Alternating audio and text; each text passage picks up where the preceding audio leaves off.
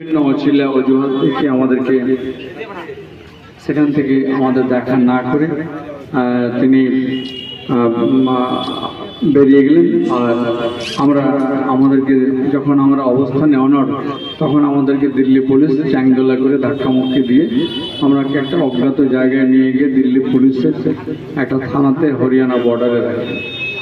তো এই যে বাংলার মানুষের অধিকার রক্ষার জন্য কিন্তু আমরা এই দাবি নিয়ে গেছিলাম, যে দাবিটা আবারও আমাদের রাজ্যের মুখ্যমন্ত্রী তিনি যে মানবিক মন নিয়ে আবারও প্রধানমন্ত্রীর কাছে 10 জন সাংসদ নিয়ে ডিসেম্বর মাসে গেলেন।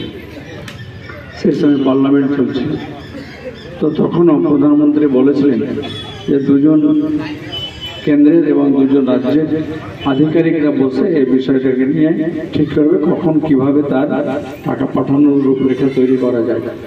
কিন্তু সেটাও হলো না। শেষে